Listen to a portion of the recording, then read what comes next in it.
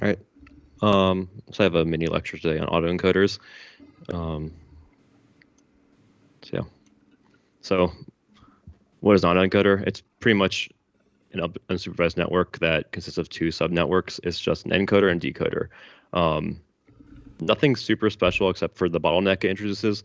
It's basically a normal dense network, but you introduce a bottleneck where you basically shrink it down to a small dimension. Like here it's 10 neurons. And this is convolutional. I'll have an example later on that's dense, so it's really easy for you guys to understand it. And it consists of two parts. The first is the encoder, and basically all the encoder does, it takes in the input and it learns to encode that input to a smaller output, which is called the latent vector, or Z. So in this example, I have it 784, which is MNIST, going down to 4 neurons. And basically the point is you want to shove as much information as you can from your input to your latent vector of 4. So this kind of makes it learn only the key important parts. It's kind of like a neural compression in a way, because you're trying to retain as much information as possible into smaller data format. And you have decoder. Decoder is pretty simple. It just takes that input of the latent vector and then decodes it back to your output size. So here I'm going back from 4 to 784, so it should give us an image out. And putting two together, it just looks like this. You have the encoder and decoder working together so that they can determine what information is key to encode, so that the decoder can reconstruct the image back into the input.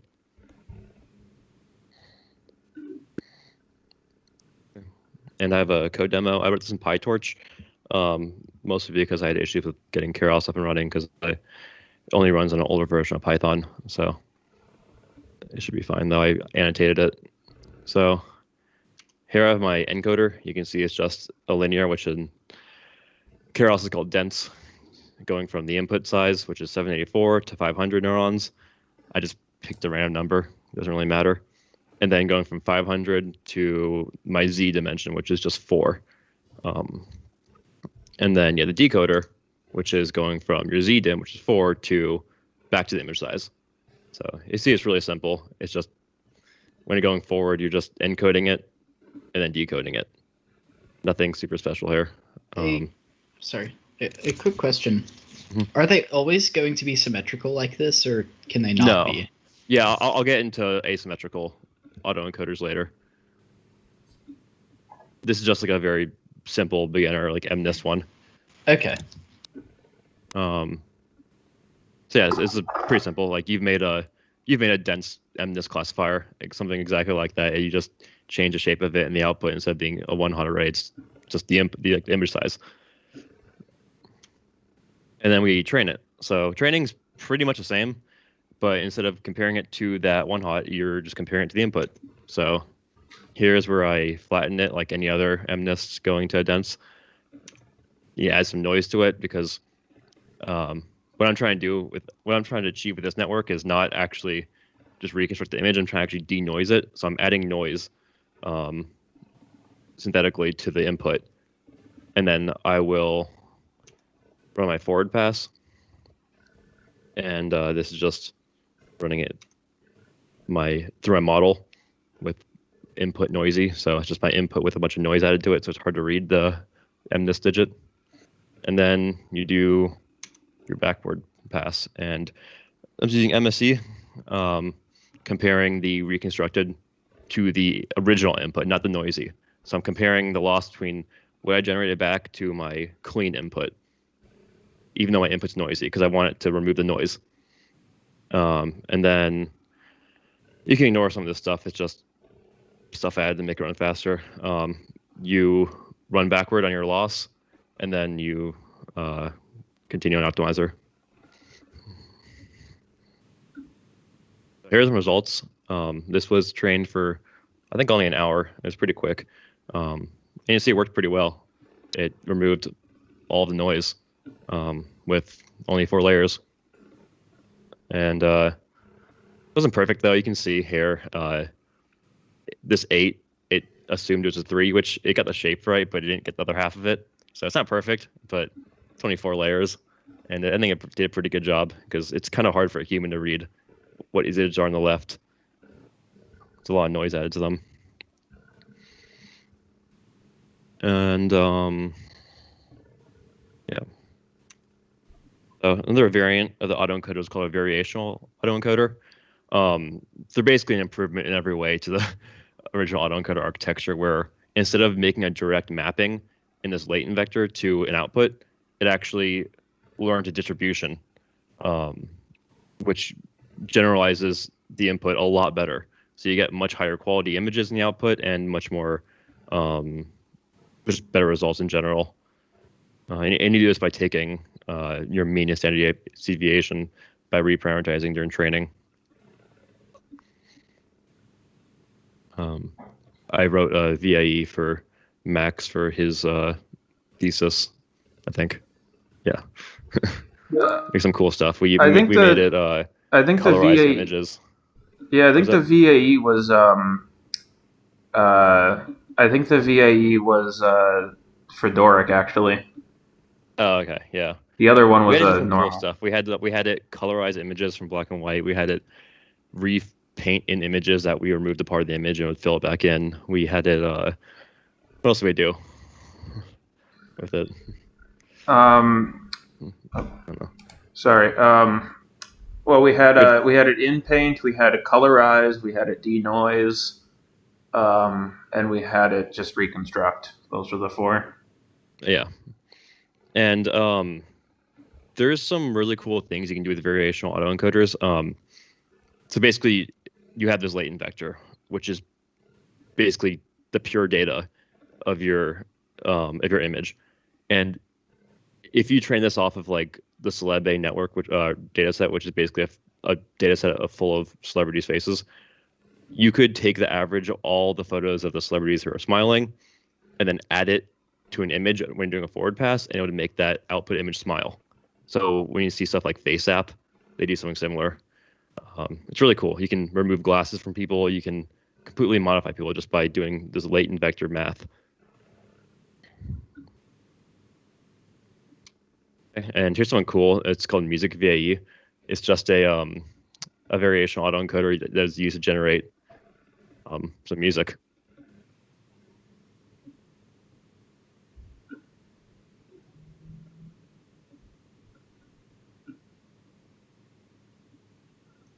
I don't think the audio is feeding through. Yeah, it's not playing. Oh, that's fine. It's just a normal sounding like drum beat. But I think it was done by, I want to say DeepMind probably, who did this, but it's a pretty cool use of autoencoder. Next architecture you can do is called a UNet. Now UNets, they introduce these skip connections where you basically concatenate one layer to its adjacent side. And what this does is it gives you a lot more detail on the output. And it was originally created for biomedical image segmentation, and from there it's been used in a lot more stuff. Like now it's used in GANs for the generators. Like CycleGAN actually used it initially before they switched to ResNet because they're just pretty simple architectures and they give really good detail. You can use it for super resolution, so if you want to upscale an image, and you don't get that fuzziness you get from normal autoencoders because you're actually bringing in data to help these layers deconvoluted, because these are going to be deconvolution layers. So bring this information in will help it a lot, determine what detail to add back in. And it's called a UNet because when these become big, it's like forms a big U. Quick question. So with the UNets, does having the skip connections violate the idea of the bottleneck, or is it just doing so slightly and therefore it's okay, or is it in some way not affecting it?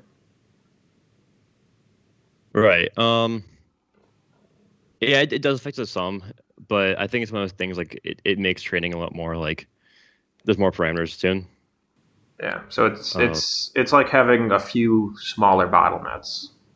Yeah, but you're not replacing. You're just concatenating it. So you're just adding more filters. You're not like adding the weight, so it wouldn't learn to zero out the output from this. You're just concatenating it, so you're just more filters for your deconv. Gotcha. So it shouldn't learn to just ignore the latent vector and just copying the input over. Nice. Yeah. And then I think lastly we have asymmetrical autoencoders, which was asked earlier. The decoder doesn't have to be a mirror image of the input. You can do some pretty cool things by having it be different. For example, you can have an RNN on the output, and this is how we are able to do image capturing. You have a convolutional network. I think in this example, they used just VGG for the input, encoded it into a latent vector, and then attached an LSTM network to the end, and they were able to caption images. So you can do a lot with autoencoders. You don't have to follow the symmetrical shape of it. You can take that encoded data and you can just try to pull any information you want from there. One use case is some use autoencoders for anomaly detection. Some use it for similarity searching, because if you encode a bunch of images of, like, I don't know, cheeseburgers, they're all going to have similar latent vectors. So you can use that for finding similar images. Yep. And any questions? Would the it was the UNet, yeah, that was used for output resolution. Would the UNet be probably one of the things that maybe Samsung uses in their TVs? Because I know they have upscaling, and I think NVIDIA has a similar thing with their GPUs. Would that be probably the same sort of technology that they'd be using?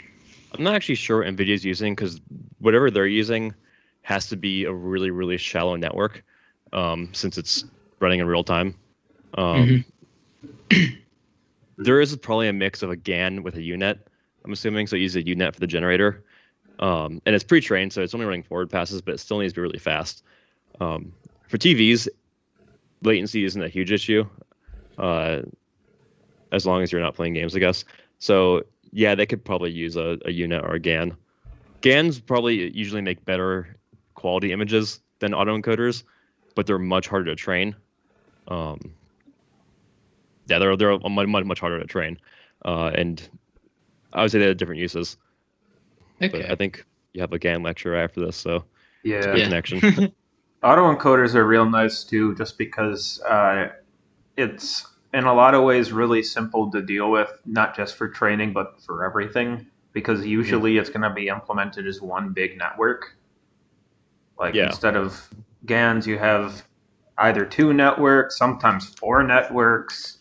You have to make sure that they're on the same page, and in fact, sometimes you have to make sure that they're not on the same page in a certain way when it comes to training, which we'll talk about. But GANs can get hard to make. Like, you'll have, like, Cycle GAN has 4 networks, and you have, I think, like three different loss functions. Yeah. Here you just have your normal MSC. You're not doing anything special. You can make it in one network, like I did here. The variational autoencoders, they use one more loss function. They use MSE plus something called KL divergence, which basically just measures how far distribution is from another one, essentially. And that's only because what we're doing is we're mapping distribution and latent vector, so it adds some weight to that. Oh yeah, and the one thing I forgot to mention about VAEs is that they take a random sample. They take an epsilon when in this step right here, where you're basically just adding randomness to it. So if you train this encoder and then you cut off the encoder and then feed in random noise to the decoder, you can generate new images entirely. So this is something that Max and I did when we trained off the celebrity data set, is we were able to generate new faces just by feeding in noise. So it's kind of like a GAN in a way. Yeah, once you have the actual variational component there, once you have the it learning not just the bottleneck but learning the distribution of it, It basically unlocks a generative capability in it. Otherwise, VA normal autoencoders can be used for some limited sort of generation, but the problem is they're not really mapping any latent vector to the class. They're just mapping certain specific latent vectors to the class, which is non-optimal if you're just trying to put random noise in and see what happens. Right.